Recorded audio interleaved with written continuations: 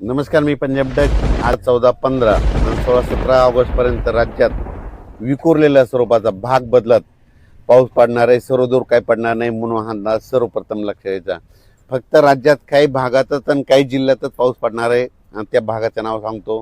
राज्यामध्ये फक्त ह्या 17 ऑगस्ट पर्यंत नागपूर, भंडारा, गोंदिया, चंद्रपूर, यवतमाळ, अमरावती, अकोला, बुलढाणा, त्याच्यानंतर जळगाव, धुळे, नंदुरबार आणि मालेगाव ह्या पट्ट्यामध्ये काय होणार आहे, दोन कमी दाबाचे पट्टे आहेत. आता एक चाललाय आणि परत त्याच्या पाठीमागे आणखीन एक कमी दाबाचा पट्टा आहे. ते मध्य प्रदेशकडे जात असल्यामुळं त्याच्यामुळं ते सीमालगत त्या जे जिल्हे आहेत त्याच्यामुळे त्या भागामध्ये जे महाराष्ट्राचे सीमालगतचे जिल्हे आहेत मग त्या जिल्ह्यामध्ये काय होणार आहे, 17-18 ऑगस्टपर्यंत तिकडल्या पट्ट्यामध्ये मात्र ते पाऊस जोराचा पडणार आहे, शेतात पाणी साचणारा पडणार आहे म्हणून हा अंदाज लक्षात यायचा.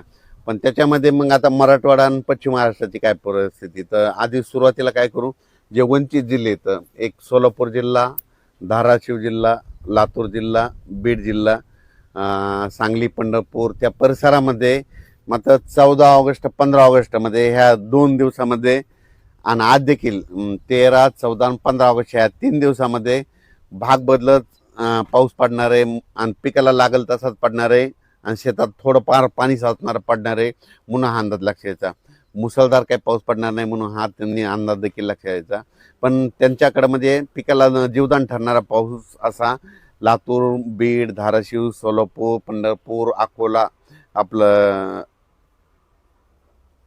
कोलकोट, मंगळवेढा, आटपाडी, सांगोला ह्या परिसरामध्ये काय होणार आहे, म्हणजे ह्या 13, 14, 15 ऑगस्टच्या दरम्यान तिकडं दररोज वेगवेगळ्या भागात पाऊस पडणार आहे. सर्वदूर काही पडणार नाही म्हणून अंदाज लक्षात यायचा. त्याच्यानंतर हा पाऊस काही काही ठिकाणी 1 तासाचा, कुठं अर्ध्या तासाचा, 22 मिनिटाचा, 10 मिनिटाचा, 5 मिनिटाचा असाच असणार आहे म्हणून हा अंदाज लक्षात यायचा.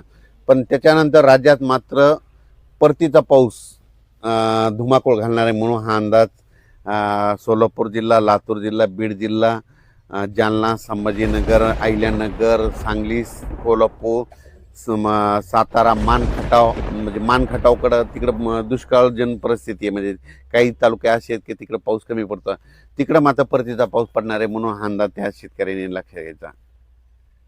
त्याच्यानंतर पुणे, मुंबई, इगतपुरी, संगमनेर, अकोले, नाशिक, दिंडोरी ह्या परिसरामध्ये सरी चालू राहतील आणखीन जवळपास 17 ऑगस्टपर्यंत म्हणून हा अंदाज लक्षात यायचा. आणि त्याच्यानंतर मुंबईला देखील सरी येत राहतील म्हणून मुंबईकरांनी देखील अंदाज लक्षात यायचा.